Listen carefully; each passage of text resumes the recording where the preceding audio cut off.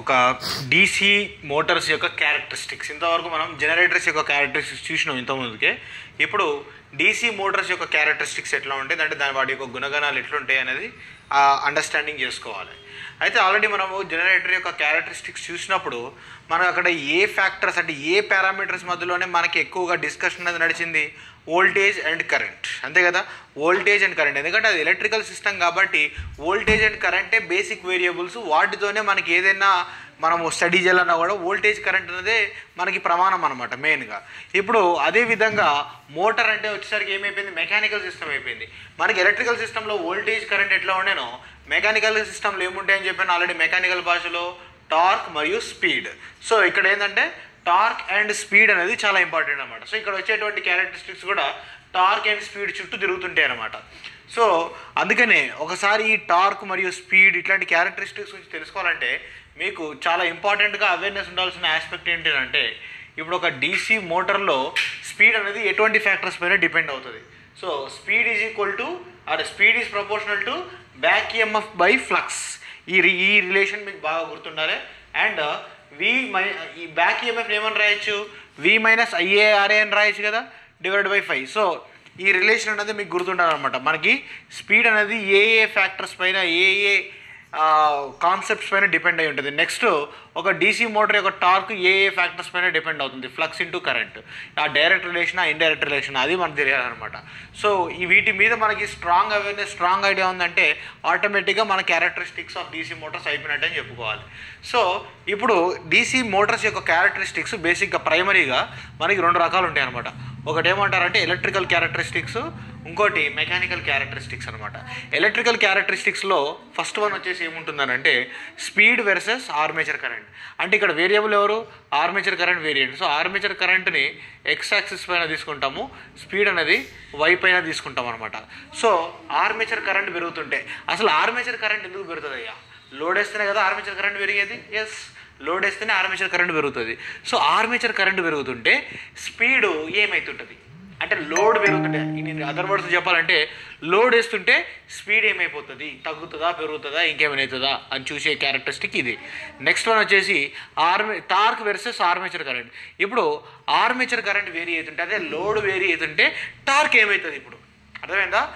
Armature current vary అవుతుంటే torque ఏమైపోతుంది అని తెలుసుకోవాలన్నమాట. ఇదొక క్యారెక్టరిస్టిక్. ఓకే, ఈ రెండింటిని ఏమంటారంటే ఎలక్ట్రికల్ క్యారెక్టరిస్టిక్ అంటారు. నెక్స్ట్ మెకానికల్ క్యారెక్టరిస్టిక్స్ అంటే ఏంటంటే ఇంకా ప్యూర్ మెకానికల్ కాంపోనెంట్స్ ఏంటంటే స్పీడ్ వర్సెస్ టార్క్. ఇప్పుడు ఈ టార్క్ వేరీ అవుతుంటే మనకి స్పీడ్ ఎట్లా వేరీ అవుతుంటుంది. సో టార్క్ దేని బట్టి వేరీ అవుతుంటుంది, టార్క్ అనేది ఆర్మేచర్ కరెంట్ పైన డిపెండ్ అవుతుంది. చూడండి, టార్క్ అనేది దేనిపైన ఆధారితము, టార్క్ అనేది ఫ్లక్స్ ఇంటూ కరెంట్ యొక్క ప్రోడక్ట్ పై ఆధారితం అనమాట. అంటే ఇక్కడ మెయిన్గా పెరిగేది ఏంటిది, ఓన్లీ ఆర్మేచర్ కరెంటే మనం పెంచుకుంటాం అనమాట కదా. సో ఆర్మేచర్ కరెంట్ అంటే లోడ్ పెరుగుతుంటే టార్క్ ఎట్లా పెరుగుతుంటుంది, ఆ టార్క్ ఎట్లా పెరుగుతుంటే మనకి స్పీడ్ ఎట్లా చేంజ్ అవుతుంటుంది ప్రతి మోటార్లో అని అబ్జర్వ్ చేయాలన్నమాట. సో ఒక సింపుల్గా ఒక అబ్జర్వేషన్ ఏం చెప్తానంటే, మనకి ఇక్కడ చూసుకుంటే ఈ ఈక్వేషన్ ప్రకారం చూస్తే టార్క్ అనేది అప్రాక్సిమేట్గా ఆర్మేచర్ కరెంట్కి ప్రపోర్షనల్ కదా. అంటే ఫ్లక్స్ అనేది ఒకవేళ కాన్స్టెంట్ అనుకుంటే torque direct proportional to armature current. అంటే ఈ టార్క్ని మనం ఆర్మేచర్ కరెంట్తో కూడా రిప్లేస్మెంట్ చేయొచ్చు కదా, torque is proportional to armature current అని రాస్తే అప్పుడు ఈ క్యారెక్టరిస్టిక్ ఈ రెండు కూడా మనకు వచ్చేటువంటి కర్వ్ షేప్ అనేది దగ్గర సేమ్ ఉంటుంది. సారీ, స్పీడ్ వర్సెస్ టార్క్ అంటే ఈ పైన ఉండేటువంటి క్యారెక్టరిస్టిక్ ఈ రెండు కూడా. ఎందుకంటే ఆర్మేచర్ కరెంట్ ప్రపోర్షనల్ టు మనం టార్క్ అనుకుంటే కనుక, ఒకవేళ speed versus torque, speed versus current అనుకున్నా, స్పీడ్ వర్సెస్ కరెంట్ అంటే ఈ కర్వ్ ఈ రెండు కర్వ్స్ కూడా మనకు దాదాపు సేమ్ షేప్ ఉంటుంది అనమాట. సో అందుకని ఒక మోటార్కి మీరు మూడు చదువుకోవాల్సిన అవసరం కూడా ఉండదు మోస్ట్ ఆఫ్ ద కేసెస్లో. ఏదైనా రెండు అంటే స్పీడ్ వర్సెస్ ఆర్మేచర్ అన్నా, స్పీడ్ వర్సెస్ టార్క్ అన్న ఒకటి. ఎందుకంటే టార్క్కి ఆర్మేచర్ కరెంట్కి ఆల్మోస్ట్ లైక్ మనకి డైరెక్ట్ రిలేషన్షిప్ ఉంటుంది కాబట్టి. And torque versus armature current అనేది ఇది కొంచెం డిఫరెంట్గా ఉంటుంది, ఇది ఒక కర్వ్ వచ్చేసి. సో అట్లా మనము ఏంటంటే ఎఫర్ట్ తగ్గించుకోవడానికి చెప్తున్నాను అనమాట, అంతే. ఓకే, సో ఇప్పుడు ఏం చేద్దామంటే ఈచ్ మోటార్ అంటే ఏ మోటార్ చూస్తామంటే ఓన్లీ మనము సెల్ఫ్ ఎగ్జైటెడ్ మోటార్స్నే చూస్తాం, సపరేట్లీ ఎగ్జైటెడ్ మోటార్ గురించి డిస్కషన్ అవసరం లే. అయితే సెల్ఫ్ ఎగ్జైటెడ్లో ఫర్ ఎగ్జాంపుల్ ఫస్ట్ ఏం తీసుకుంటానంటే షంట్ మోటార్ తీసుకుంటాను. షంట్ మోటార్, ఆ తర్వాత సిరీస్, ఆ తర్వాత క్యుములేటివ్ కాంపౌండ్, ఆ తర్వాత డిఫరెన్షియల్ కాంపౌండ్. సో వీటిలలో కర్వ్స్ ఎట్లా ఉంటాయని ఐడెంటిఫై చేసుకొని తెలుసుకుంటే సరిపోతుంది అనమాట. ఓకేనా? సో అయితే ఇక్కడ ఇంకొక పాయింట్ నేను చెప్పడం మిస్ చేసేసాను. ఆ మెకానికల్ క్యారెక్టరిస్టిక్స్ కింద రాయండి. ఆ మెకానికల్ క్యారెక్టరిస్టిక్లు ఏముంది మనకి? ఎన్ వర్సెస్ టీ కదా, అంటే స్పీడ్ వర్సెస్ టార్క్ క్యారెక్టరిస్టిక్ కదా మనకి మెకానికల్ క్యారెక్టరిస్టిక్లో. ఈ క్యారెక్టరిస్టిక్ ఎందుకు పనికి వస్తుందంటే it is useful for deciding application of a DC motor. అంటే ఒక డీసీ మోటార్ అనేది ఎటువంటి అప్లికేషన్లో ఎటువంటి లోడ్ని డ్రైవ్ చేయడానికి పనికొస్తుందో అనేటువంటి ఇన్ఫర్మేషన్ మనకి ఎక్కడి నుంచి వస్తుందంటే మెకానికల్ క్యారెక్టరిస్టిక్స్ నుంచి వస్తుంది అనమాట. దేని నుంచి? Mechanical characteristic. మెకానికల్ క్యారెక్టరిస్టిక్స్ అంటే ఏంటిది? Speed versus torque. అర్థమైందా? Okay, speed versus torque. So ఒక డీసీ మోటార్ యొక్క అప్లికేషన్ తెలుసుకోవడానికి మనకి హెల్ప్ చేసేటువంటి కర్వ్ అనమాట, లేదా క్యారెక్టరిస్టిక్ అనమాట. అది చాలా చాలా ఇంపార్టెంట్ క్వశ్చన్ లాగా దిగుతుంది అనమాట. ఆ పాయింట్ యాడ్ చేసుకొని నేను అక్కడ రాద్దాం అనుకున్నాను, మర్చిపోయాను. ఓకే, ఎనీహౌ ఇప్పుడు మనము స్టార్ట్ ఆఫ్ చేసేద్దాం. సో ఫస్ట్ మోటార్ వచ్చేసి మనం దేని గురించి డిస్కస్ చేస్తామనంటే ఒక షంట్ మోటార్ గురించి చూద్దాం. ఓకే, ఫస్ట్ వన్ వచ్చేసి ఒక డీసీ షంట్ మోటార్. ఇప్పుడు ఒక డీసీ షంట్ మోటార్లో ఇది ఎట్లా ఉంటుంది? ఓకే, ఒక డీసీ షంట్ మోటార్లో ఎట్లా ఉంటుంది? సో ఫస్ట్ ఏం డ్రా చేద్దామంటే first torque versus torque versus current draw చేద్దాం. టార్క్ వర్సెస్ కరెంట్ అంటే ఒకసారి టార్క్ ఈక్వేషన్ డ్రా చేద్దాం. టార్క్ ఈక్వేషన్ అంటే ఏంటిది? అంటే టార్క్ దేనిపైన డిపెండ్ అవుతుంది? Torque is proportional to flux into armature current IA అనమాట. ఆల్రెడీ చెప్పడం జరిగింది. ఒక షంట్ మెషిన్లో ఫ్లక్స్ ఎట్లా ఉంటుంది? ఫ్లక్స్ అనేది ఆల్మోస్ట్ లైక్ కాన్స్టెంట్గానే ఉంటుంది కదా. సో ఫ్లక్స్ కాన్స్టెంట్ అయితే అప్పుడు మనకు ఫైనల్గా ఏం మిగులుతుంది? Torque is directly proportional to IA. అంటే ఆర్మేచర్ కరెంట్ 0 అంటే టార్క్ 0 ఉంటుంది. ఆర్మేచర్ కరెంటు రెండు రెట్లు పెడితే టార్క్ 2 రెట్లు పెరుగుతుంది. సో ఆర్మేచర్ కరెంట్ ఎట్లా పెరుగుతుంటే టార్క్ అట్లా పెరుగుతుంటుంది అనమాట. అర్థమైందా? సో ఈ రిలేషన్ బట్టి మనము ఒక డీసీ షంట్ మోటార్ యొక్క టార్క్ వర్సెస్ ఆర్మేచర్ కరెంట్ యొక్క క్యారెక్టరిస్టిక్ కర్వ్ ఎట్లా ఉంటుంది అంటే ఇట్లా ఉంటుంది అనమాట. సో ఇక్కడ ఏం చేయాలంటే ఆర్మేచర్ కరెంట్ ఎక్స్ యాక్సిస్ పైన తీసుకోవాలి, టార్క్ అనేది ఇక్కడ పైన వై యాక్సిస్ పైన తీసుకోవాలి. ఒకసారి మళ్ళీ యూనిట్స్ని రిమైండ్ చేసుకుందాం. యూనిట్స్, కరెంట్ యొక్క యూనిట్స్ వచ్చేసి యాంపియర్స్, టార్క్ యొక్క యూనిట్స్ వచ్చేసి ఏంటిదయ్యా? Newton metres. అసలు మర్చిపోకూడదు. ఓకే, ఆ యాంపియర్స్ గుర్తుంటుంది కానీ ఇది గుర్తుంటుంది మీకు. Okay, so torque versus current ఎట్లా ఉంటుంది? డైరెక్ట్లీ సింప్లీ ఇంతే అనమాట, straight line passing through the origin. So ఇక్కడ మనకి ఎగ్జామ్లో ఏం అడతాడంటే ఒక డీసీ షంట్ మోటార్ యొక్క టార్క్ వర్సెస్ ఆర్మేచర్ క్యారెక్టరిస్టిక్ ఎట్లా ఉంటుంది, ఆ కర్వ్ ఎట్లా ఉంటుంది అని అడుగుతున్నాడు అనమాట. సింపుల్గా ఎట్లా ఉంటుంది? ఈ కర్వ్ యొక్క షేప్ ఎట్లా ఉంటుంది? It is a straight line passing through origin అని రాయాలన్నమాట. పాసింగ్ త్రూ ఆరిజిన్ ఎందుకయ్యా? ఆరిజిన్ అంటే ఏంటిది? 0 నుంచి కదా. ఆర్మేచర్ కరెంట్ 0 ఉన్నప్పుడు టార్క్ 0 వస్తుందని చెప్పినా కదా. అందుకని ఆరిజిన్ నుంచి స్టార్ట్ అయింది. డైరెక్ట్ రిలేషన్ కాబట్టి మనకు లీనియర్గా ఉంటుంది అనమాట. ఇట్లా స్ట్రైట్ లైన్ డైరెక్ట్గా ఇట్లా ఎగ్జాక్ట్లీ హాఫ్కి హాఫ్ డివైడ్ చేస్తుంది అనమాట. ఇప్పుడు ఇక్కడ నుంచి ఇక్కడికి 90 degrees కదా, 45 degreesలో పోతుంటుంది అనమాట. ఇది ఎగ్జాక్ట్గా straight line passing through origin అంటే.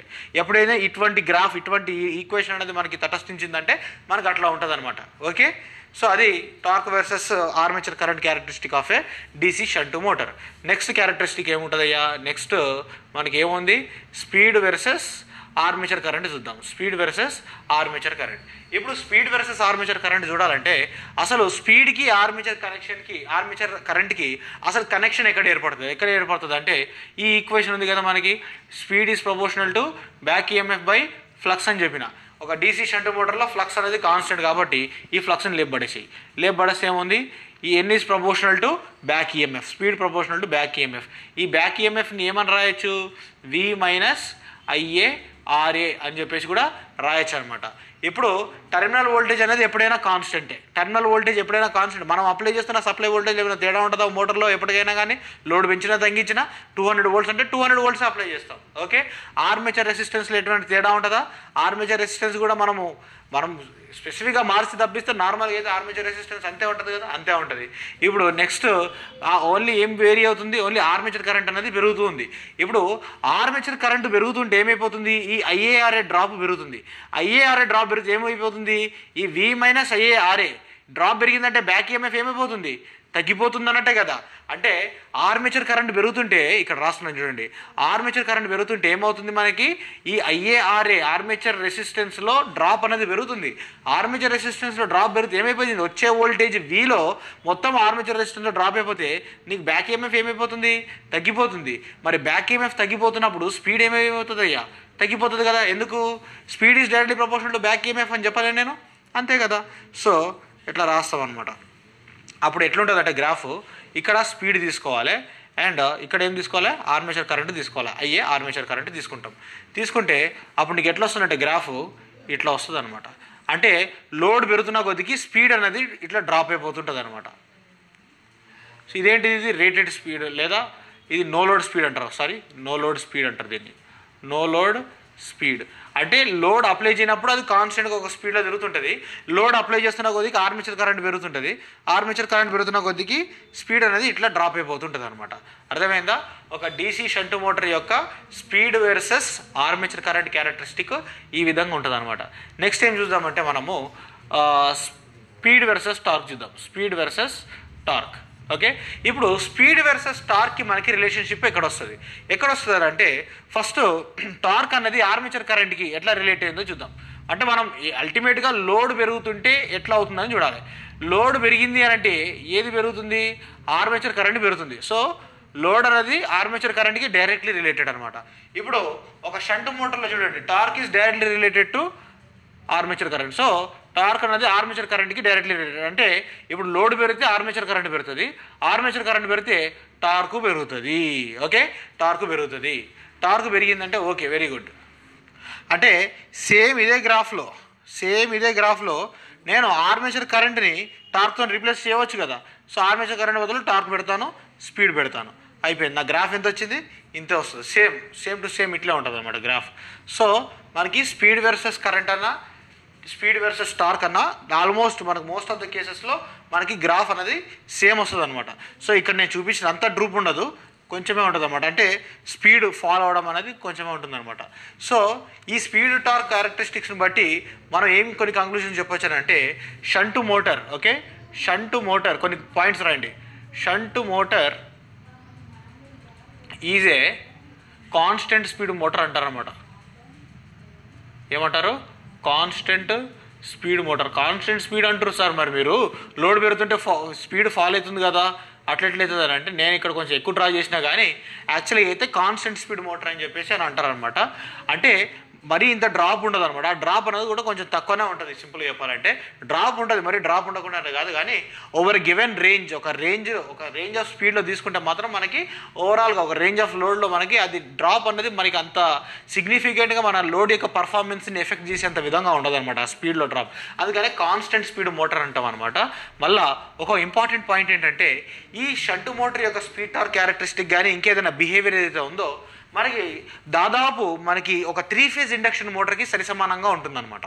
ఇది కూడా ఒక ఇంపార్టెంట్ పాయింట్ అనమాట. So characteristic of shunt motor, characteristic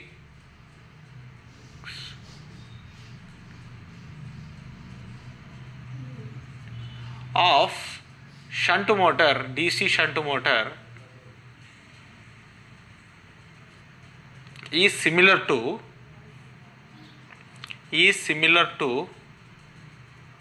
3-phase induction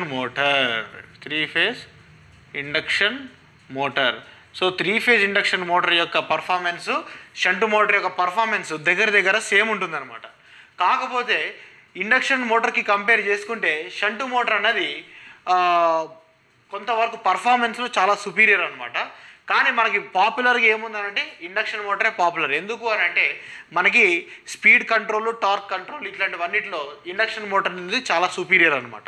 ఎందుకంటే ఇప్పుడు మనకి ఏముందనంటే ఇండక్షన్ మోటార్కి ఇప్పుడు లేటెస్ట్గా మనకు అంత సుపీరియారిటీ, అంత గొప్పతనం ఏముందనంటే VVVF డ్రైవ్స్ అంటారనమాట. VVVF డ్రైవ్ టెక్నాలజీ అనేది ఇండక్షన్ మోటార్లకు వాడుతున్నాం అనమాట. VVVF అంటే ఏంటంటే వేరియబుల్ వోల్టేజ్ వేరియబుల్ ఫ్లక్స్. అంటే ఒక ఇండక్షన్ మోటార్కి మనం ఇన్పుట్ ఇచ్చేటువంటి వోల్టేజ్ని వేరీ చేసుకోవచ్చు, అండ్ ఇండక్షన్ మోటార్లో మనం ప్రొడ్యూస్ చేస్తున్నటువంటి ఫ్లక్స్ యొక్క వాల్యూని కూడా మనం కంట్రోల్ చేయొచ్చు అనమాట. ఏంటంటే మనకి కొన్ని డిజిటల్ పవర్ ఎలక్ట్రానిక్ కన్వర్టర్స్ అనేవి వచ్చినాయి అనమాట. ఒక ఇండక్షన్ మోటార్ని జస్ట్ సప్లై ముందు ఆ కంట్రోలర్ పెట్టేసినామంటే అయిపోయింది. అది మనం జస్ట్ కంప్యూటర్ ప్రోగ్రామ్తో మనం ఎట్లా కావాలంటే అట్లా వాడుకోవచ్చు. అందుకని ఇప్పుడు మొత్తం ఇండస్ట్రీ డామినేటింగ్ మొత్తం కూడా ఇండక్షన్ మోటార్. ఒకవేళ ఈ VVVF డ్రైవ్ టెక్నాలజీ అనేది రాలేదు అనుకోండి, అప్పుడు ఇండక్షన్ మోటార్ ఎందుకు పనికిరాదు? ఒక మాట చెప్పాలంటే ఎందుకు పనికిరాదు అంటే డీసీ మోటార్ యొక్క పర్ఫార్మెన్స్, దాని యొక్క స్మూత్నెస్ని మ్యాచ్ చేయగలిగిన మోటార్ అనేది సృష్టిలో లేదని చెప్పి నేను స్టార్టింగ్లోనే చెప్పినా అనమాట. కానీ దీనికి పోటాపోటీగా ఇప్పుడు ఓవర్టేక్ చేసిన ఇండక్షన్ మోటార్ ఎందుకనంటే ఇండక్షన్ మోటార్కి VVVF డ్రైవ్ టెక్నాలజీ అనేది లేటెస్ట్గా అంటే మరీ లేటెస్ట్ ఏం కాదు, కానీ ఒక దాదాపు 1980 తర్వాత నుంచి కూడా, అంటే దాదాపు ఒక 50 సంవత్సరాలు 30 సంవత్సరాలు 40 సంవత్సరాల ముందుకే మనకి ఇదంతా టెక్నాలజీ అంతా వచ్చేసింది అనమాట. సో ఆ టెక్నాలజీ వచ్చేసరికి డీసీ మోటార్లు తప్పక రీప్లేస్ చేయవలసి వచ్చినాయి అనమాట. అఫ్కోర్స్ ఇప్పటికీ డీసీ మోటార్స్ అనేవి ఆల్మోస్ట్ తగ్గిపోయింది అనమాట. సింపుల్గా చెప్పాలంటే మనకు టోటల్ మోటరింగ్ ఇండస్ట్రీలో నియర్లీ ఒక 5 to 6% మాత్రమే డీసీ మోటార్స్ ఉన్నాయి. ఇప్పటికీ కూడా ఇండియన్ రైల్వేస్లో కొన్ని locomotives, electric trains DC motor మీద నడుస్తున్నాయి అనమాట. అవి కూడా ఏంటంటే ముఖ్యంగా ఈ డీజిల్, మీకు ఈ ట్రైన్స్ని చూసినప్పుడు, ఎలక్ట్రిక్ ట్రైన్స్ చూసినప్పుడు కొన్ని ట్రైన్స్ ఏంది పైన లైన్కి కాంటాక్ట్ చేసుకొని ఆ లైన్ నుంచి పవర్ డ్రా చేసుకొని వెళ్తుంటాయి, ఎలక్ట్రిక్ ట్రైన్స్ ఉంటాయి అనమాట. కొన్నిటికి ఏంటి పైనుంచి ఆ పొగ వస్తుంటుంది, డీజిల్ ట్రైన్స్ ఉంటాయి కదా. Most of the diesel trains అన్నీ కూడా లోపల ఉండేటివన్నీ కూడా ఇది ఏంటిది మన DC సిరీస్ మోటార్సే ఉంటాయి అనమాట. ట్రైన్స్లో మొత్తం కూడా DC సిరీస్ మోటార్స్ యూజ్ చేస్తున్నారు. ఇప్పుడు కూడా మీరు ఎక్కడైనా ఫర్ ఎగ్జాంపుల్ ఇట్లా ఉంటుంది అనమాట. ఆ ట్రైన్ యొక్క లోకోమోటివ్ పైన ఇట్లా మీకు ఇట్లా గుర్తుంటుంది అనమాట, WDP లేదా WDG ఈ పేరుతో ఉన్నాయి అనుకోండి. ఇవన్నీ కూడా DC మోటార్ల పైన నడిచేటువంటి బోగీలు అనమాట, ట్రైన్స్ అనమాట, లోకోమోటివ్స్. అంటే మెయిన్ ఇంజిన్ ఉంటుంది కదా, బోగీలు కాదు, మెయిన్ ఇంజిన్ ఉంటుంది కదా, ఆ మెయిన్ ఇంజిన్ పైన ఉంటుంది WGP7 WDP5 అని చెప్పేసి కోడ్స్ ఉంటాయి అనమాట దానిపైన. అంటే మనకి ఇప్పుడు కార్లు ఎట్లుంటుంది, మారుతి 800, ఆల్టో, I20, హుండాయ్ అని చెప్పి పేర్లు ఎట్లుంటాయో ఇండియన్ రైల్వే వాళ్ళకి ఆ లోకోమోటివ్ మోడల్స్ అనమాట. WGP5, WDG7, WAP6, WAP4 అని చెప్పేసి డిఫరెంట్ పేర్లు ఉంటాయి అనమాట. సో దాంట్లో ఇక్కడ మధ్యలో D ఉంది కదా, D అని ఉందంటే ఏంటంటే అది DC మోటార్కి సంబంధించినటువంటి డ్రైవ్ అని మీనింగ్ అనమాట. ఓకే, సో అట్లా మనం గుర్తుపెట్టుకోవచ్చు. అంటే జస్ట్ జనరల్ నాలెడ్జ్ చెప్తున్నాను. అంటే DC సిరీస్ మోటార్ యొక్క వాడకం అనేది ఆల్మోస్ట్ మోటరింగ్ ఇండస్ట్రీలో పడిపోయింది అనమాట. So okay, so characteristics of DC shunt motor is similar to the induction motor. So ఇప్పుడు ఈ క్యారెక్టరిస్టిక్స్ని బట్టి DC షంట్ మోటార్ ఎటువంటి మోటార్ అన్నాను, కాన్స్టెంట్ స్పీడ్ మోటార్ అన్నాను. సో ఇండక్షన్ మోటార్ కూడా ఏంటంటే ఆల్మోస్ట్ లైక్ అది కాన్స్టెంట్ స్పీడ్ మోటార్ లాంటిది అనమాట. సో ఇండక్షన్ మోటార్ కూడా కాన్స్టెంట్ స్పీడ్ మోటార్ అని చెప్తాం అనమాట. సో సేమ్ పాయింట్ మనం ఇండక్షన్ మోటార్స్లో కూడా వస్తుంది అనమాట. Induction motor is a fairly constant motor అని చెప్పి ఇంకొక బిట్ ఉంటుంది అనమాట. సో దీన్ని బట్టి మనం ఏం చెప్పొచ్చు, shunt motor 3 phase induction motor. 3 phase induction motor, single phase గురించి నేను మాట్లాడట్లే. సింగిల్ ఫేజ్ అనేది సపరేట్ స్టోరీ, దాని గురించి పక్కన పడేయండి. 3 phase induction motor, DC shunt motor, ఈ రెండు కూడా ఎటువంటి మోటార్లు, కాన్స్టెంట్ స్పీడ్ మోటార్లు. దానిలో ఉండేటువంటి స్పీడ్ అనేది మనకు దాదాపుగా కాన్స్టెంట్గా ఉంటుందన్నమాట. నెక్స్ట్ వచ్చేసి ఇప్పుడు ఏంటంటే అప్లికేషన్స్ కావాలన్నమాట. ఇది ఎటువంటి అప్లికేషన్స్లో వాడవచ్చు? అప్లికేషన్స్ వచ్చేసి ఏంటంటే ఆల్రెడీ చెప్పాను, ఇది కాన్స్టెంట్ స్పీడ్ మోటార్ కాబట్టి కాన్స్టెంట్ స్పీడ్ రిక్వైర్మెంట్ ఉండేటువంటి అప్లికేషన్స్లో మాత్రమే మనం వాడతాం అనమాట. ఫర్ ఎగ్జాంపుల్ ఫ్యాన్స్లో వాడచ్చు, లేదా బ్లోయర్స్లో వాడచ్చు, BLOWERS బ్లోయర్స్లో వాడచ్చు. ఈ సెంట్రిఫ్యూగల్ పంపులు ఉంటాయి కదా, సెంట్రిఫ్యూగల్ పంప్స్లో వాడచ్చు. సెంట్రిఫ్యూగల్ పంప్స్లో యూజ్ చేస్తాం, పంప్ సెట్లలో. ఇంకెక్కడెక్కడ మనకి కాన్స్టెంట్ స్పీడ్తో పని ఉంటుంది, మెషిన్ టూల్స్, ఇది చాలా ఇంపార్టెంట్ బిట్ ఇది. ఓకే, మెషిన్ టూల్స్లో ఏ మోటార్ వాడతారని చెప్పేసి మనకి చాలాసార్లు రిపీట్ అయినటువంటి క్వశ్చన్ అనమాట. సెంట్రిఫ్యూగల్ పంపు లేదా రెసిప్రోకేటింగ్ పంప్ అని కూడా అంటారు. పంప్ సెట్స్ సింపుల్గా చెప్పాలంటే పంప్ సెట్లలో వాడాలి. మళ్ళీ మనకి పేపర్ ఇండస్ట్రీస్లో మనకి పేపర్ అనేది ప్రింటింగ్ జరుగుతున్నప్పుడు ఎట్లా ఉంటుంది, కాన్స్టెంట్ స్పీడ్లో ఆ ప్రింటర్స్ మధ్యలో వెళ్తుండాలన్నమాట. సో పేపర్ మిల్స్ అంటారు. మళ్ళా రోలింగ్ మిల్స్ ఉంటాయి, ఈ రోలింగ్ మిల్స్లో మళ్ళీ ఇంకా ఇక్కడ టెక్స్టైల్ ఇండస్ట్రీస్లో టెక్స్టైల్ ఇండస్ట్రీ ఎక్సెట్రా ఇట్లాంటి మిల్స్, మెయిన్గా మీకు మిల్స్ అని వచ్చే ప్లేసెస్లో కూడా ఎక్కడెక్కడ మిల్స్ అయితే ఉంటుందో మనకు అక్కడ షంట్ మోటార్ అనేది మనకి అవసరం పడుతుంది అనమాట. అలా కూడా గుర్తుపెట్టుకోవచ్చు అనమాట, మిల్స్ అని ఉండేటివన్నీ కూడా. ఓకే, సో ఈ షంట్ మోటార్కి ఉండేటువంటి ఒక ప్రాబ్లం ఏంటి అని అంటే టార్క్ తక్కువ అనమాట. మరీ ఓవర్లోడ్ చేసేసినాం అనుకో మోటార్ మొత్తం ఎగ్దమ్ స్టాల్ అయిపోతుంది, అసలు కదలం కూడా కదలదు. అదేంటంటే అది it will work only for certain range of load అనమాట. ఎక్కువ లోడ్ వేసేస్తే బ్రేక్ డౌన్ అయిపోతుంది అనమాట. అది మనకు వచ్చిన ప్రాబ్లం అనమాట. ఒక డీసీ షంట్ మోటార్ ఎక్కువ లోడ్ని తట్టుకోలేదనమాట. ఎక్కువ లోడ్ వేసినామంటే బ్రేక్ డౌన్ అయిపోతుంది అనమాట. ఇట్లా ఉంటుంది దాని క్యారెక్టరిస్టిక్ కూడా ఇట్లే టైప్లో. ఎక్కువ లోడ్ వేసేసినామంటే బ్రేక్ డౌన్ అయిపోయి మోటార్ స్పీడ్ 0 అయిపోతుంది, మోటార్ రన్ కాదనమాట. సో ఎక్కువ హెవీ లోడ్స్కి మాత్రం పనిచేయదన్నమాట. ఏదైనా లైట్ లోడింగ్ పర్పస్లోనే మనం ఒక షంట్ మోటార్ని వాడుకోవడానికి అవకాశం ఉంటుంది. సో షంట్ అయిపోయింది. ఇప్పుడు ఒక సిరీస్ మోటార్ గురించి చూద్దాం. నెక్స్ట్ ఏంటిది? ఇది ఒక DC series motor. So series మోటార్లో ఫస్ట్ ఏం చూద్దాం మనము? Torque versus armature current. So already మనకు తెలుసు ప్రతి డీసీ మోటార్లో కూడా టార్క్ అనేది directly proportional to flux into current అని చెప్పేసి మనకు తెలుసు. ఆల్రెడీ ఒక డీసీ సిరీస్ మోటార్లో ఏం చూసినాము? Flux proportional to current up to saturation కానంత వరకు, శాచురేషన్ అయ్యేంత వరకు మనకి ఫ్లక్స్ అనేది directly proportional to current. Once saturation అయిపోయిన తర్వాత ఫ్లక్స్ కాన్స్టెంట్ అయిపోతుంది అనమాట. ఎప్పుడు? ఆఫ్టర్ శాచురేషన్ అయిపోయిన తర్వాత. అంటే మ్యాగ్నెటిక్ ఫ్లక్స్ అనేది ఫుల్గా నిండిపోయినప్పుడు పోల్ లోపల మనకి శాచురేషన్ అయిపోతుంది, ఫ్లక్స్ కాన్స్టెంట్ అయిపోతుంది అనమాట. ఓకే, సో దాన్ని బట్టి మనం ఏమని చెప్పొచ్చు? అప్ టు శాచురేషన్ అయ్యేంత వరకు మనకి టార్క్ ఏదైతే ఉందో అది డైరెక్ట్లీ ప్రపోర్షనల్ టు IA² అని చెప్పొచ్చు. ఎందుకంటే ఫ్లక్స్ ప్రపోర్షనల్ టు కరెంట్ కదా. So current into current square అయిపోతుంది. సో ఇది చాలా ఇంపార్టెంట్ బిట్, డైరెక్ట్గా అడుగుతారు అనమాట. Okay, up to saturation current torque proportional to IA². After saturation అయిపోయిన తర్వాత ఏమైపోయింది? సేమ్ ఇంకా డీసీ షంట్ మోటార్ లెక్క అయిపోతుంది అనమాట. టార్క్ ప్రపోర్షనల్ టు IA అనమాట. Okay, torque proportional to IA అనమాట. So torque proportional to IA² అంటే ఇది ఎటువంటి షేపును సూచిస్తున్నానంటే పారాబోలా అనబడే ఒక షేపుని సూచిస్తుంది అనమాట. అంటే మన కర్వ్ యొక్క షేప్ ఎట్లా ఉంటుంది? పారాబోలా ఉంటుంది అనమాట. ఒకవేళ torque is proportional to IA అని అంటే ఇది స్ట్రైట్ లైన్ అనమాట. ఒక సింపుల్ స్ట్రైట్ లైన్ ఎట్లా ఉంటుందో అట్లా ఉంటుంది అనమాట. అంటే ఇప్పుడు మనకు సిరీస్ మోటార్ యొక్క కర్వ్ షేప్ ఏమని అడతారంటే up to saturation parabola shape ఉంటుంది, ఆఫ్టర్ శాచురేషన్ కర్వ్ షేప్ వచ్చేసి స్ట్రైట్ లైన్ ఉంటుంది. ఇప్పుడు నేను గీసి చూపిస్తా, డోంట్ వరీ. కానీ మన ఎగ్జామ్లో ఏమంటారంటే the shape of curve of a DC series motor torque versus armature current యొక్క కర్వ్ యొక్క షేప్ ఎట్లుంటుంది అంటే అప్పుడు direct up to saturation after saturation అటువంటి ఇన్ఫర్మేషన్ ఇవ్వనప్పుడు అప్పుడు డైరెక్ట్గా పారాబోలిక్ షేప్ ఉంటుంది అని చెప్పి చెప్పేయాలన్నమాట. ఏంటిది? Up to saturation after saturation అని ఇన్ఫర్మేషన్ మనకి ఇవ్వకపోతే, ఒకవేళ ఇన్ఫర్మేషన్ ఇస్తే అప్ టు శాచురేషన్ ఏం షేప్ ఉంటుంది అయ్యా? పారాబోలా షేప్ ఉంటుంది. శాచురేషన్ తర్వాత షేప్ ఎట్లుంటుంది? స్ట్రైట్ లైన్ ఉంటుంది. ఏం క్యారెక్టరిస్టిక్ గురించి నేను అడుగుతున్నానో?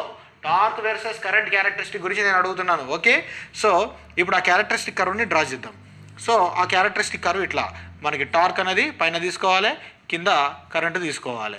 సో ఇక్కడ ఏముంది? ఫస్ట్ పారాబోలా షేప్ ఉంటుంది up to saturation. So saturation అయ్యేంత వరకు ఇట్లా ఉంటుంది అనమాట.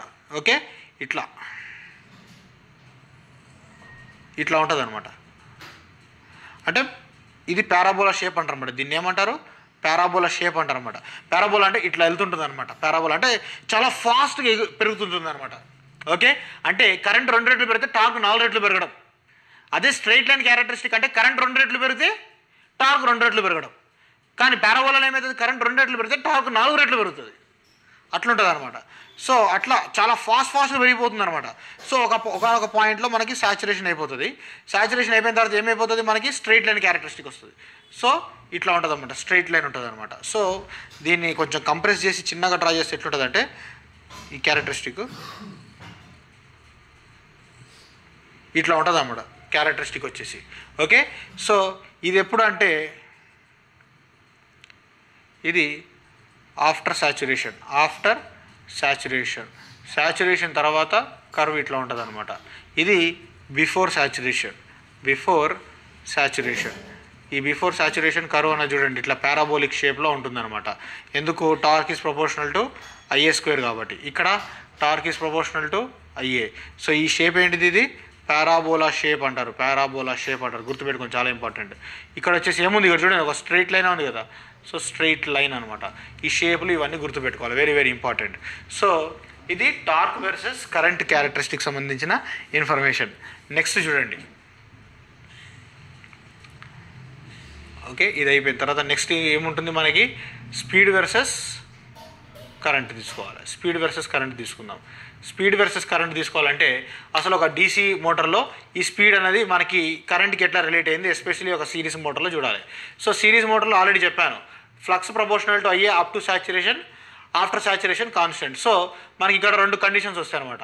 అప్ టు సాచురేషన్ ఎట్లా ఉంటుంది, ఆఫ్టర్ సాచురేషన్ ఎట్లా ఉంటుంది. Up to saturation flux proportional to IA. So మనకు ఆల్రెడీ తెలుసు ఒక డీసీ మెషిన్లో స్పీడ్ అనేది directly proportional to back EMF by flux అనమాట, back EMF by flux. So flux directly proportional to IA అంటే ఏమని చెప్పొచ్చు, N proportional to EB by IA అని చెప్పొచ్చు అనమాట. సో ఈబీలో కూడా ఐఏ ఉంటుంది కదా, వి మైనస్ ఐఏఆర్ఏ.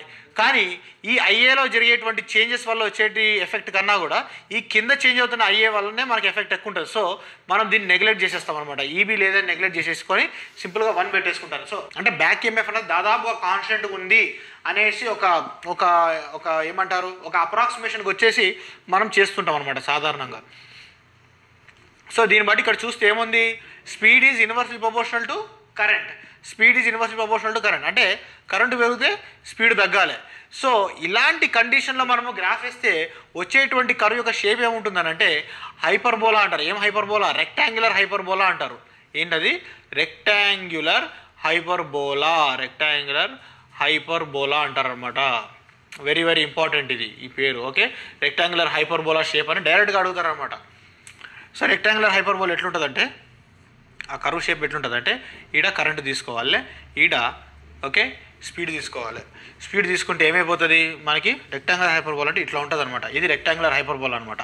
అంటే కరెంటు పెరుగుతున్న కొద్దిగా, లోడ్ పెరుగుతున్న కొద్దిగా స్పీడ్ ఏమైపోతుంది, చాలా ర్యాపిడ్గా దిగిపోతూ ఉంటుంది. లోడ్ వేస్తున్న కొద్దిగా స్పీడ్ పడిపోతూనే ఉంటుంది. కానీ స్పీడ్ 0 కాదు, మళ్ళీ అది కూడా చెప్తున్నా. అదే షంట్ మోటార్లో నువ్వు లోడ్ ఎక్కువ వేసేసరికి మొత్తం బ్రేక్ డౌన్ కింద పడిపోద్ది అంతే. ఇక ఆపేస్తే ఇక లోడ్ తీసుకోతుంది అంతే, ఫెయిల్ అయిపోతుంది. కానీ షంట్ మోటారు నువ్వు దాని మీద ఎంత బరువు ఎంత లోడ్ అయ్యి అది మోసుకొని వెళ్తుంది, తక్కువ స్పీడ్లోనన్నా పోతుంది అంతే. ఇంకా అది దాని దమ్ అనమాట. Okay, up to saturation. ఇప్పుడు ఆఫ్టర్ సాచురేషన్ ఎట్లుంటుందో చూద్దాం. ఆఫ్టర్ సాచురేషన్ ఏమైందా పరిస్థితి, ఆఫ్టర్ సాచురేషను మనకి ఫ్లక్స్ అనేది కాన్స్టెంట్ అయిపోతుంది. ఫ్లక్స్ కాన్స్టెంట్ అయిపోతే సేమ్ ఒక షంట్ మెషిన్లో ఎట్లా ఉంటుందో అదే పరిస్థితి వస్తుంది అనమాట. అంటే speed proportional to V minus IARA అనమాట, ఆడికి వస్తుంది. సో కరెంట్ పెరుగుతున్న కొద్దిగా ఏమైపోతుంది నీకు ఇట్లా. సో అప్ టు సాచురేషన్ వరకు ఇట్లా ఉంటుంది అనమాట. ఓకే, ఆఫ్టర్ సాచురేషన్ ఇట్లా దిగిపోతుంది, స్లోగా దిగిపోతుంది. అంటే దాని రేంజ్ చాలా ఎక్కువ ఉంటుంది అనమాట. అంటే ఎక్కువ లోడ్ తీసుకోగలుగుతుంది అనమాట. ఓవర్లోడ్ కెపాసిటీ చాలా ఎక్కువ ఉంటుంది అనమాట. ఒక డీసీ సిరీస్ మోటార్కి ఓవర్లోడ్ కెపాసిటీ ఎక్కువగా ఉంటుంది. అంటే దానికి ఎక్కువ లోడ్ వేయచ్చు అనమాట మనం. దాని మ్యాక్సిమం రేటింగ్ కూడా ఎక్కువనే ఉంటుంది అనమాట. సో ఇది సాచురేషన్ పాయింట్ అనమాట. ఇది ఓకే, సాచురేషన్ పాయింట్, ఇది saturation start. Okay, saturation. So ఓవరాల్గా చెప్పాలంటే speed versus armature current characteristic ఎట్లుంటుంది, రెక్టాంగులర్ హైపర్బోలా షేప్లో ఉంటుంది అని చెప్పి చెప్పుకోవాలన్నమాట. అర్థమైందా? సో ఇది speed versus current characteristic. Next characteristic ఏంటిది, స్పీడ్ వర్సెస్ టార్క్ క్యారెక్టరిస్టిక్ కావాలి. Okay, speed versus torque characteristic కావాలంటే ఆల్రెడీ ఇక్కడ చూసినాం అనమాట. ఏంటిది, అప్ టు సాచురేషన్ కరెంట్ ఎట్లా ఉండేది, అప్ టు సాచురేషన్ టార్క్ ఎట్లా ఉండేది, directly proportional to the current square, directly proportional to the current square అనమాట. అంటే torque directly proportional to the current square అంటే కరెంట్కి టార్క్ ఎట్లా ప్రపోర్షనల్, అండర్ రూట్ టీ కదా. Current is directly proportional to under root T, under root T. ఇప్పుడు స్పీడ్కి కరెంట్కి మధ్యలో ఎటువంటి రిలేషన్షిప్ ఉంటుంది ఆల్రెడీ చూసినమాట. అప్ టు సాచురేషన్, ఇదంతా కూడా up to saturation discussion. Up to సాచురేషన్లోనే ఇది అనమాట. Current directly proportional to square root of torque అనమాట. అప్ టు సాచురేషన్ చూడండి, speed directly proportional to 1/IA.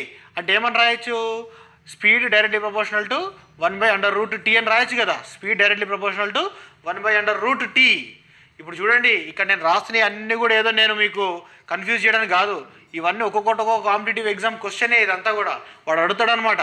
ఒక డీసీ సిరీస్ మోటార్లో సాచురేషన్ కానంత వరకు, బిఫోర్ సాచురేషన్ మనకి స్పీడ్ అండ్ టార్క్ మధ్యలో మనకి రిలేషన్షిప్ ఏ విధంగా ఉంటుందని చెప్పి ఒక 4 ఆప్షన్స్ ఇస్తాడు వాడు. అందులో కరెక్ట్ ఆప్షన్ ఏదయ్యా, ఇది కరెక్ట్ ఆప్షన్. లేకపోతే ఇంకో విధంగా ఇస్తాడు, దీన్ని రివర్స్ చేసి ఇస్తాడు. ఏంది రివర్స్ చేయడం అంటే ఏం లేదు, ఇక్కడ టార్క్ ఇన్వర్స్ ఈడ పెడతాడు, బై ఎన్ అని పెడతాడు. ఈ రెండు ఒకటే కదా మీనింగ్, జస్ట్ ఎక్స్చేంజ్ చేసినాం అంతే. సో మనకు ఆప్షన్ ఇదనమాట, గుర్తుపెట్టుకోండి. కరెక్ట్ చెప్తున్నా, ఇవన్నీ కూడా మళ్ళీ మీకు ఇవంతా కూడా మళ్ళీ ఏ టెక్స్ట్ బుక్ వెతికినా ఇదంతా డీటెయిల్డ్గా ఉండదు. మళ్ళీ మీరు కాంపిటేటివ్ ఎగ్జామ్ పేపర్స్ అనలైజ్ చేసే వరకు తెల్లారుతుంది, ఎగ్జామ్ కూడా అయిపోతుంది. అందుకనే జాగ్రత్తగా నీట్గా నోట్స్ రాసుకొని బాగా అర్థం చేసుకోండి. అర్థం కాకపోతే వీడియో కొంచెం వెనకాల కనుక్కొని చూడండి. ఐ హోప్ ఈ లెక్చర్స్ అన్నీ కూడా మీరు సీక్వెన్స్లో ఫాలో అవుతే 100% మీరు ఇదంతా క్యాచ్ చేసేస్తారు. నేను అంత ఎక్స్ప్లెయిన్ చేయాల్సిన అవసరం కూడా లేదు. ఓకే, సో ఈ గ్రాఫ్ యొక్క కర్వ్ షేప్ ఎట్లా ఉంటుంది? ఇది కూడా రెక్టాంగులర్ హైపర్బోలా ఉంటుందన్నమాట. ఏముంటుంది? దీనికి కూడా రెక్టాంగులర్ హైపర్బోలా ఉంటుందన్నమాట. సో ఈ షేప్ ఒక డీసీ సిరీస్ మోటార్ యొక్క స్పీడ్ టార్క్ క్యారెక్టరిస్టిక్ కర్వ్ యొక్క షేప్ ఏంటిది? Rectangular hyperbola. Most repeated question. Okay, గుర్తుపెట్టుకోండి. రెక్టాంగులర్ హైపర్బోలా అని చెప్పి రాసుకొని మన కర్వ్ షేప్ వేసుకోవాలి. ఓకే, మన కర్వ్ ఎట్లుంటుంది? ఇట్లా ఉంటుంది. రెక్టాంగులర్ హైపర్బోలా ఇట్లా ఉంటుంది అనమాట. ఓకే, సో ఇదేంటిది? మన స్పీడ్, ఇక్కడ టార్క్ అనమాట. సో ఈ క్యారెక్టరిస్టిక్ కర్వ్ అనేది ఈ విధంగా ఉంటుంది. రెక్టాంగులర్ హైపర్బోలా షేప్ ఉంటుంది. ఆఫ్టర్ సాచురేషన్ ఏమవుతుంది సార్? ఆఫ్టర్ సాచురేషన్ ఏమవుతుంది? దాని గురించి పట్టించుకోవాల్సిన అవసరం కూడా లేదు. ఎందుకంటే మనం మోస్ట్ ఆఫ్ ద కేసెస్లో, అంటే 90% కేసెస్లో ఒక డీసీ మోటార్ని మనం ఎట్లా డిజైన్ చేస్తామంటే ఆ సాచురేషన్ అనేది దాని మ్యాక్సిమం కెపాసిటీ తర్వాత అక్కడేటట్టుకు డిజైన్ చేస్తామన్నమాట. అంటే ఆ డీసీ మోటార్ని మనం వాడుకునేది ఏంటి? అసలు సాచురేషన్ కాకముందుకే దాని రేటింగ్, దాని ఆపరేటింగ్ జోన్ ఉండేటట్టుగా మనం డీసీ మోటార్ని డిజైన్ చేస్తామన్నమాట. సో సాధారణంగా ఒక డీసీ సిరీస్ మోటార్ని ఆఫ్టర్ సాచురేషన్ వర్క్ యూజ్ చేసుకోవాల్సినటువంటి సిచ్యువేషన్ అనేది అరేస్ కాదు అనమాట. అంటే ఫర్ ఎగ్జాంపుల్ ఒక డీసీ మోటార్ యొక్క maximum capacity let say 5 HP DC motor అంటున్నాను. డీసీ సిరీస్ మోటార్ కెపాసిటీ ఎంత? 5 HP మోటార్ అంటున్నాను. అంటే 5 HP లోడ్ వేసేంత వరకు అది సాచురేషన్ అవ్వకుండా దాని మ్యాగ్నెటిక్ సర్క్యూట్ని డిజైన్ చేస్తారనమాట. ఒకవేళ 5 HP కంటే ఎక్కువ లోడ్ వేయాల్సిన పరిస్థితి వచ్చినప్పుడు అప్పుడు మెషిన్ ఓవర్లోడ్ అవుతుంది, అప్పుడు సాచురేషన్ జరుగుతుంది అనమాట. అర్థమైందా? ఆ విధంగా డిజైన్ చేస్తాం అనమాట. సో మనం దాని గురించి పెద్ద పట్టించుకోవాల్సిన అవసరం లేదు. ఇంతవరకు గుర్తుపెట్టుకుంటే సరిపోతుంది అనమాట. సో ఈ డీసీ సిరీస్ మోటార్ యొక్క క్యారెక్టరిస్టిక్ చూడండి. ఏమైపోతుంది? మనకి టార్క్ లోడ్ పెంచుతున్న కొద్దిగా ఏమైపోతుంది? స్పీడ్ అనేది హఠాత్తున పడిపోతుంది అనమాట. ఇది చాలా మంచి క్యారెక్టరిస్టిక్ అనమాట. ఇది ఏమంటారంటే దీని సిరీస్ క్యారెక్టరిస్టిక్స్ అంటారనమాట. ఈ సిరీస్ క్యారెక్టరిస్టిక్ దేనికి సూటబుల్ అంటే క్యారెక్టరిస్టిక్స్ దేనికి సూటబుల్ అంటే మెయిన్గా ట్రాక్షన్ అప్లికేషన్స్కి చాలా సూటబుల్ అనమాట. ట్రాక్షన్ అప్లికేషన్ అంటే ఏంటిది? మామూలుగా ఎలక్ట్రిక్ వెహికల్స్ అంటే మోస్ట్ ప్రామినెంట్గా చెప్పాలంటే ఎలక్ట్రిక్ ట్రైన్స్. సో ఈ ఎలక్ట్రిక్ ట్రైన్స్లో ఇటువంటి అప్లికేషన్లో చాలా సూటబుల్ అనమాట. ఎందుకంటే సపోజ్ మనుషులు లోడ్ ఎక్కువైపోతుంది అనుకోండి, మనకి ట్రైన్ అనేది ఆగిపోకూడదు, ముందుకు పోవాలి ఎంతో కొంత స్పీడ్తోనే. అది నీకు ఒక డీసీ సిరీస్ మోటార్లో మాత్రమే సాధ్యపడేటువంటి విషయం అనమాట. ఓకే, సో అయితే ఒక్కసారి ఈ కర్వ్లో చూడండి. ఇప్పుడు కర్వ్ ఇట్లా వచ్చింది కదా. ఒకవేళ ఆర్మేచర్ కరెంటు 0 ఉందనుకుందాం, IA = 0 అంటే IA లో ఉంటుంది. ఆర్మేచర్ కరెంట్ లోవర్ వాల్యూస్ అంటే ఇదే కదా. అంటే లో వాల్యూస్ ఆఫ్ ఆర్మేచర్ కరెంట్ అంటే ఇంతే కదా. అంటే ఆర్మేచర్ కరెంట్ లో అంటే ఏంటిది? లోడ్ ఎక్కువ లేనప్పుడు కదా. లోడ్ ఎక్కువ ఉంటే ఆర్మేచర్ కరెంట్ ఎక్కువ ఉంటుంది. ఆర్మేచర్ కరెంట్ తక్కువ ఉందంటే తక్కువ లోడ్ ఉన్నట్టు మీనింగ్. తక్కువ లోడ్ ఉన్నప్పుడు స్పీడ్ ఎట్లుంటుంది? చాలా హై ఉంటుంది అనమాట. అందుకనే ఒక డీసీ సిరీస్ మోటార్లో ఒక చాలా డేంజరస్ ఉంటుంది అనమాట. ఏంటంటే నో లోడ్ కండిషన్లో దాని స్పీడ్ చాలా ఎక్కువ ఉంటుంది అనమాట. So it has high speed at no load or light load. అసలు లోడ్ అయిపోయినా డేంజరే, తక్కువ లైట్ లోడ్ వేసినా డేంజర్. ఎందుకంటే చాలా హై స్పీడ్లో తిరుగుతుంటుంది అనమాట. అందుకనే డీసీ సిరీస్ మోటార్లు ఎక్కడ వాడతారంటే ఎక్కడైతే హెవీ లోడ్స్ కావాలి, అది కూడా కంటిన్యూస్గా కావాలి హెవీ లోడ్ దానిపైన, అలాంటి అప్లికేషన్స్లోనే వాడతారు. సో దీన్ని సింపుల్గా చెప్పాలంటే మనకి చాలామంది స్టూడెంట్స్కి మెయిన్ ప్రాబ్లం ఏంటంటే ఈ మోటార్స్ యొక్క అప్లికేషన్స్ని గుర్తుపెట్టుకోవడం కష్టం అనమాట. ఇప్పుడు మనకి మెజారిటీ షేర్ ఒక సింపుల్ ఎగ్జాంపుల్ చెప్పేస్తా, ఒక కాన్సెప్ట్ చెప్పేస్తా. ఇప్పుడు నేను ఏం చెప్పినా, నేను డీసీ సిరీస్ మోటార్లో ఇది ఒక మెయిన్ ప్రాబ్లం వచ్చింది. ఏంటిది? అసలు లోడు దానికి అంటే మోటార్ పైన ఏం లోడ్ వేయకపోయినా, వేసిన లోడు లైట్గా ఉన్నా కూడా అది చాలా హై స్పీడ్లో తిరిగేటువంటి పరిస్థితి ఉందన్నమాట. ఆ హై స్పీడ్లో తిరిగితే ఏమైపోతుంది? డేంజర్ మనకి. అది ఫౌండేషన్ నుంచి బయటకు వస్తుంది, మెకానికల్గా ప్రాబ్లమ్స్ అన్నీ వస్తాయి అన్నమాట. వైబ్రేషన్స్, ఇవన్నీ ప్రాబ్లమ్స్ వస్తాయి అనమాట. దాన్ని అవాయిడ్ చేయాలంటే ఏం చేయాలంటే ఒక డీసీ మోటార్ని పర్మనెంట్గా లోడ్కి కనెక్ట్ చేసి పెట్టాలన్నమాట. అంటే ఎటువంటి అప్లికేషన్స్లో మోటార్ అనేది పర్మనెంట్గా ఆ లోడ్కి కనెక్ట్ అయిపోయి ఉంటుంది, మరియు ఆ లోడ్ కూడా చాలా పెద్ద లోడ్ ఉంటుంది. అలాంటి అప్లికేషన్స్లో మాత్రమే మనం ఒక డీసీ సిరీస్ మోటార్స్ని యూజ్ చేయడానికి ఛాన్స్ ఉంటుంది అనమాట. ఫర్ ఎగ్జాంపుల్ ఒక ఒక ట్రైన్ వీల్స్ దగ్గర మోటార్ని ఫిక్స్ చేసినామంటే మటాష్ అంతే, అది ఎప్పటికీ పర్మనెంట్ లాక్ అయిపోయింది అంతే. ఆ మోటార్ని స్టార్ట్ చేసినామంటే దానిపైన ఆల్రెడీ ట్రైన్ ఉంటుంది. అర్థమైందా?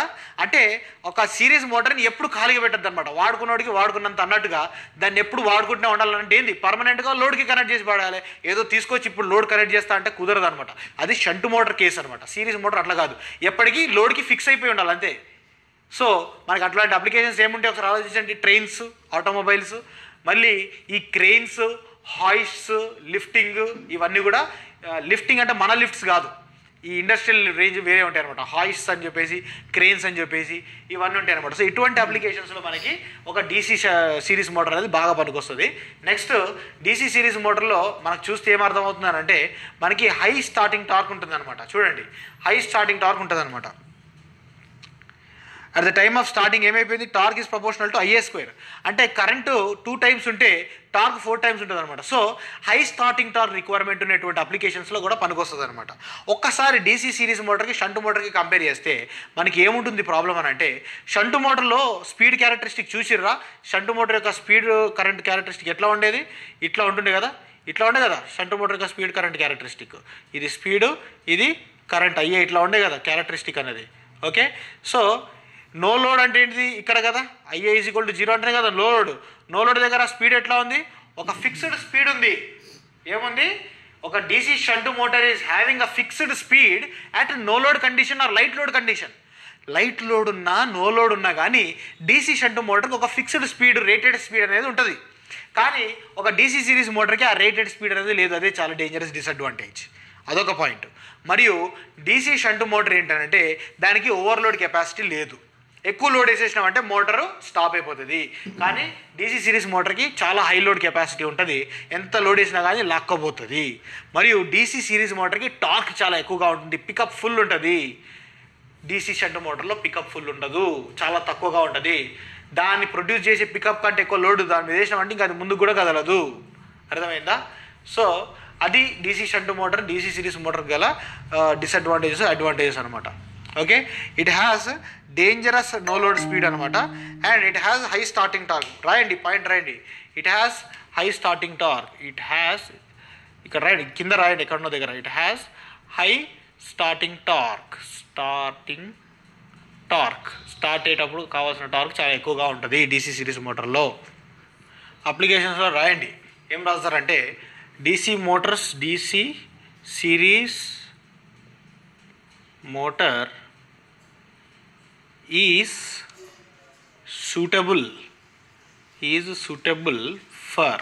suitable for applications where motor is permanently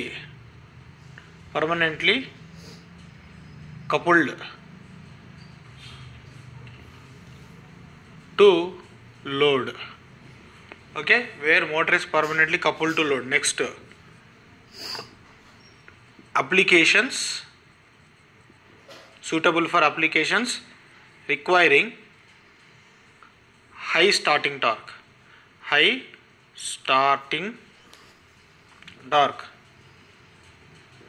ఇంకా ఎక్కడెక్కడ యూజ్ చేశారంటే is suitable for applications speed variations. అంటే ఫ్రీక్వెంట్గా స్పీడ్ వేరియేషన్స్ అవసరమైనటువంటి అప్లికేషన్స్లో కూడా మనకి పనికొస్తుంది. చూడండి స్పీడ్లో ఎంత వేరియేషన్ వస్తుందో. అంటే నువ్వు స్పీడ్ని ఇంక్రీజ్ చేయొచ్చు, తక్కువ చేయొచ్చు లోడ్తోని, నీకు ఏమి కాదు problem. Okay, so speed variations requiring అప్లికేషన్స్లో కూడా ఒక డీసీ సిరీస్ మోటార్ పనికొస్తుంది అనమాట. సో ఆ అప్లికేషన్స్ ఏంటో ఎగ్జాంపుల్ రాద్దాం. ఫస్ట్ ఏంటంటే ఎలక్ట్రిక్ ట్రాక్షన్ అంటే ఏంటంటే ట్రైన్స్ అనమాట. ఎలక్ట్రిక్ ట్రాక్షన్స్లో మెయిన్గా వచ్చేది ఏంటంటే ట్రైన్స్, మనకు రైల్వేస్ ఉంటాయి కదా ఆ ట్రైన్స్. నెక్స్ట్ ఎలక్ట్రిక్ వెహికల్స్ అంటే కార్లు, బండ్లు, ఇవన్నీ ఎలక్ట్రిక్ బండ్లు అని ఉంటాయి కదా, ఇవన్నిటికీ కూడా డీసీ సిరీస్ మోటార్ కావాలి. నెక్స్ట్ ఇంకా దేనిలో కావాలంటే ట్రాలీస్లో కావాలి, ఎలక్ట్రిక్ ట్రాలీస్ అని చెప్పేసి. మళ్ళా ట్రాములు అని చెప్పేసి ఈ బ్రిటిష్ వాడు పెట్టిపోయింది అనమాట. వీటి గురించి మీరు సెర్చ్ చేయండి, నేను ఎక్స్ప్లెయిన్ చేయదలుచుకోలేదు అవన్నీ. కానీ ట్రామ్వేస్ అని చెప్పండి, కోల్కతాలో ఇప్పటికీ నడుస్తున్నాయి అక్కడక్కడ. ఆ తర్వాత ఇంకేంటిది హాయిస్ట్స్. నెక్స్ట్ అప్లికేషన్ వచ్చేసి ఈ క్రెయిన్స్లో ఈ క్రెయిన్స్లో కూడా మనం ఒక డీసీ సిరీస్ మోటార్ వాడచ్చు అనమాట. ఇటువంటి అప్లికేషన్స్ అన్నింటిలో కూడా డీసీ సిరీస్ మోటార్స్ని హ్యాపీగా యూజ్ చేసుకోవచ్చు. అయితే ఇక్కడ ఒక ఇంపార్టెంట్ విషయం ఒకటి ఉందన్నమాట డీసీ సిరీస్ మోటార్ గురించి. ఏంటిదనంటే నోట్ అని పెట్టి రాసుకోండి. DC series motor not suitable, DC series motor రారు. మరి ఎటువంటి డ్రైవ్కి సూటబుల్ కాదు అని అంటే not suitable for belt drives. మనకి బెల్ట్ డ్రైవ్స్ ఉంటాయి కదా, బెల్ట్ డ్రైవ్స్, చైన్ డ్రైవ్స్ అని డిఫరెంట్ డ్రైవ్స్ ఉంటాయి కదా. ఎక్కడైతే బెల్ట్ ద్వారా మనం డ్రైవ్ని కనెక్ట్ చేస్తున్నామో, ఆ లోడ్ని కనెక్ట్ చేస్తున్నామో, అంటే మోటార్కి ఆ లోడ్కి మధ్యలో కనెక్షన్ అనేది డ్రైవ్ అనేది త్రూ బెల్ట్ ద్వారా ఇస్తే దాన్ని బెల్ట్ డ్రైవ్ అంటారనమాట. దానికి సూటబుల్ కాదనమాట. ఎందుకంటే డీసీ సిరీస్ మోటార్లు ఏంటంటే టార్క్ ఎక్కువ ఉంటుంది అనమాట, పికప్ పంచ్ లాగా ఉంటుంది అనమాట. ఆ పంచ్కి వచ్చేసరికి ఏమైందంటే బెల్ట్లు సాధారణంగా చిరిగిపోతుంటాయి అనమాట. ఆ బెల్ట్ అనేది ఆ పంచ్ పవర్ని, అంటే ఆ టార్క్ పంచ్ని తట్టుకోలేక చినిగిపోయడానికి అవకాశం ఎక్కువ ఉంటుంది అనమాట. అందుకని not suitable for belt drives అని చెప్పి ఒక ఇంపార్టెంట్ క్వశ్చన్ ఒకటి ఫ్రీక్వెంట్గా అడగడం అనేది మనం అబ్జర్వ్ చేయొచ్చు అనమాట. ఓకే, అందుకని అది రాయించడం జరిగింది. So this is entirely about DC series motor, దాని క్యారెక్టరిస్టిక్స్, దాని కర్వ్ షేప్ ఏంటిది, దాని కథ ఏంటి, అదంతా కూడా మీరు అర్థం చేసుకోవాలి. లాస్ట్ అండ్ ఫైనల్గా ఏమున్నదంటే కాంపౌండ్ మోటార్స్. మోటార్స్లో కూడా మనం ఏం చూద్దామంటే ఫస్ట్ క్యుములేటివ్ కాంపౌండ్ మోటార్ చూద్దాం. Cumulative compound. సో ఈ క్యుములేటివ్ కాంపౌండ్ గురించి మనం స్పెషల్గా చూడాల్సిన అవసరం లేదు. ఇప్పుడు నేను ఏం చేస్తానంటే కామన్గా అన్నిటిని కలిపి ఒక గ్రాఫ్లో డ్రా చేసేద్దాం. ఏది టార్క్ వర్సెస్ కరెంటు అన్ని మోటార్స్ని కామన్గా కలిపి డ్రా చేసేస్తాను. సో అంతవరకు సరిపోతుంది అన్నమాట. స్పెషల్ అనాలిసిస్ అనేది అవసరం లేదు. షంట్ సిరీస్ వరకు స్పెషల్ అనాలిసిస్ ఉంటే చాలు అనమాట. ఓకే, సో మనకు ఒక షంట్ మోటార్ యొక్క క్యారెక్టరిస్టిక్ ఇట్లా ఉంటుంది. ఏంటిది ఇది షంట్ క్యారెక్టరిస్టిక్ ఇట్లా ఉంటుంది అనమాట. ఏంటిది ఇది torque versus armature current characteristic అనమాట. నెక్స్ట్ సిరీస్ మోటార్ది ఎట్లుంటుంది అంటే ఇట్లా ఉంటుంది అనమాట. సో ఇట్లా ఉంటుంది అనమాట. ఇదేంటిది మన సిరీస్ చూడండి. మనకి టార్క్ అనేది ఎప్పుడైనా కానీ షంట్ కంటే చాలా ఎక్కువగా ఉంటుంది. అంటే ఇనీషియల్ పోర్షన్లో కొంచెం అటు ఇటు ఉన్నా కానీ మనకి ఓవరాల్గా దాని రన్నింగ్ టార్క్ అనేది కూడా చాలా సుపీరియర్గా ఉంటుంది అనమాట సిరీస్ మోటార్స్ది. నెక్స్ట్ వచ్చేసి ఏముంటుందంటే మనకి క్యుములేటివ్ కాంపౌండ్ మెషిన్ ఉంటుందన్నమాట. సో క్యుములేటివ్ కాంపౌండ్ మెషిన్లో మనకి ఏంది ప్రాబ్లం అని అంటే క్యుములేటివ్ కాంపౌండ్లో మనం ఆల్రెడీ చెప్పినాము total flux is equal to shunt flux plus series flux. ఈ సిరీస్ ఫ్లక్స్ దేనికి ప్రపోర్షనల్? సిరీస్ ఫ్లక్స్ ఆర్మేచర్ కరెంట్కి ప్రపోర్షనల్ అనమాట. సో ఆర్మేచర్ కరెంట్కి ప్రపోర్షనల్. ఇప్పుడు ఆర్మేచర్ కరెంట్ పెరుగుతుంటే టోటల్ ఫ్లక్స్ పెరుగుతుంటుంది. టోటల్ ఫ్లక్స్ పెరుగుతుంటే టార్క్ ఏమైపోతుంది? Torque proportional to armature current into flux. Flux పెరుగుతుంది, ఆర్మేచర్ కరెంట్, అంటే టార్క్ కూడా చాలా ఎక్కువగా పెరుగుతుంటుంది అనమాట. అర్థమైందా? సో మనకి క్యుములేటివ్ కాంపౌండ్ మోటార్ ఎట్లుంటుందంటే ఇట్లా ఉంటుంది అనమాట. ఓకే, ఇది cumulative compound motor. Cumulative compound motor యొక్క characteristic. Okay, cumulative compound motor చూడండి, అది ఎక్కడి నుంచి స్టార్ట్ అయింది? ఇక్కడ పైన నుంచి స్టార్ట్ అయింది, సిరీస్ పైన నుంచే స్టార్ట్ అయింది. ఓకే, సిరీస్ యొక్క దాని పైన నుంచే స్టార్ట్ అవ్వడం జరిగింది cumulative compound. Next differential compound ఉంటుంది. డిఫరెన్షియల్ కాంపౌండ్ అంటే ఏంది? టార్క్ 5SH మైనస్ 5SC కదా. సో మనం ఆర్మేచర్ కరెంట్ పెరుగుతుంటే ఏమైపోతుంది? 5SC పెరుగుతుంది. 5SC పెరిగిందంటే టోటల్ టార్క్ పడిపోతుంది, అంటే టార్క్ తగ్గిపోతుంటుంది అనమాట. ఓకే, టార్క్ పడిపోతుంటుంది. సో మనకి బట్ మనం చూడండి torque is proportional to flux into armature current. ఇప్పుడు ఆర్మేచర్ కరెంట్ పెరుగుతుంటే టోటల్ ఫ్లక్స్ తగ్గిపోతుంది, అంటే ఓ పక్కనంగా పెరుగుతుంటుంది, ఓ పక్కనంగా తరుగుతుంటుంది. కానీ ఈ పెరగడం కంటే ఈ తరగడమే కొంచెం ఎక్కువగా ఉంటుంది అనమాట. సో నీకు టార్క్ అనేది దాదాపుగా ఒక రకంగా కాన్స్టెంట్గా ఉన్నా కూడా ఒక స్టేజ్లో అది మనకి తగ్గిపోతుంటుంది అనమాట, బాగానే తగ్గిపోతుంటుంది అనమాట. సో ఇట్లా ఉంటుంది అనమాట. ఇది డిఫరెన్షియల్ కాంపౌండ్. ఇది మీకు గుర్తుంటే మంచిది. నెక్స్ట్ ఏం క్యారెక్టరిస్టిక్? స్పీడ్ వర్సెస్ టార్క్ వేసేద్దాం ఒకటేసారి. Speed versus torque, that is important. Speed versus torque. So ఒక షంట్ మోటార్ యొక్క స్పీడ్ వర్సెస్ టార్క్ ఎట్లుంటుంది? షంట్ మోటార్ది ఆల్మోస్ట్ లైక్ మనకి కాన్స్టెంట్స్ లాగానే ఉంటుంది. సో ఇది మనకి షంట్ మోటార్. ఒకసారి మొత్తం అన్నీ ఒకటేసారి ట్రై చేద్దాం. షంట్ అన్నది ఆల్మోస్ట్ ఇట్లా డౌన్కి వస్తూ ఉంటుంది అనమాట ఇది. ఓకే, ఇదేంటిది? మన షంట్. ఫ్లాట్ కాంపౌండ్ మనకి ఇదనమాట. సో ఇప్పుడు నేను ఏం చేస్తానంటే ఇది నో లోడ్ అనమాట, ఇక్కడ ఇది ఫుల్ లోడ్ అనమాట. ఓకే, ఫుల్ లోడ్ వరకు ఇది లోడ్ స్పీడ్. ఓకే, నేను స్పీడ్ మెజర్ చేస్తున్నాను. ఇది ఫ్లాట్ కాంపౌండ్, ఇది షంట్ మెషిన్, రైట్. షంట్ కింద ఎవరు వస్తారంటే అండర్ కాంపౌండ్ అనమాట. అండర్ కాంపౌండ్, షంట్ కింద అండర్ కాంపౌండ్ వస్తారు. అండర్ కాంపౌండ్ కింద ఎవరు వస్తారంటే ఓవర్ కాంపౌండ్ వస్తాడు. ఎందుకు ఓవర్ కాంపౌండ్ కిందకి వస్తాడు అంటే ఇప్పుడు ఓవర్ కాంపౌండ్ లేనిది సిరీస్ ఫ్లక్స్ ఇంకా స్ట్రాంగ్ అనమాట. అంటే స్పీడ్ పెరుగుతున్న కొద్దికి, అంటే ఆర్మేచర్ కరెంట్ పెరుగుతున్న కొద్దికి సిరీస్ ఫ్లక్స్ పెరుగుతుంది. అంటే టోటల్ ఫ్లక్స్ పెరిగిపోతుంది, స్పీడ్ ఏమైపోతుంది, తగ్గిపోతుంది కదా. కానీ కాంపౌండ్ మోటార్స్ చూడండి, it is having the advantage of shunt motors and series motors. ఒకటేంటి, సిరీస్ ఫీల్డ్ వైండింగ్ ఉండడం వల్ల దానికి హై స్టార్టింగ్ టార్క్, ఇట్లాంటి అప్లికేషన్స్ ఇవన్నీ కూడా పాసిబిలిటీ అనమాట. దానికి షంట్ వైండింగ్ ఉండడం వల్ల ఏమైపోయింది, నో లోడ్ స్పీడ్ అనేది మనకు ఒక ఫిక్స్డ్ వాల్యూ దగ్గర లిమిట్ అయిపోయింది. చూడండి, ఇవన్నీ కూడా కాంపౌండ్ క్యుములేటివ్ కాంపౌండ్ మోటార్సే. ఈ కాంపౌండ్ మోటార్స్లో ఏమైంది, మనకి సిరీస్ మెషిన్ లాగా లోడ్ పెరుగుతున్న కొద్దికి స్పీడ్ తగ్గిపోయేటువంటి ఒక గుణం ఉన్నది. అట్ ది సేమ్ టైం మనకి ఏమవుతుంది అంటే మనకి అంటే ఇట్లా ఉండదు, మనకి కర్వ్ అనేది కొంచెం డిఫరెంట్గా ఉంటుంది. సింపుల్గా ఎట్లా అంటే ఇట్లా ఉంటుంది అనమాట. ఇవన్నీ కర్వ్స్ కూడా కొంచెం షేప్ చేంజ్ చేస్తున్నాను.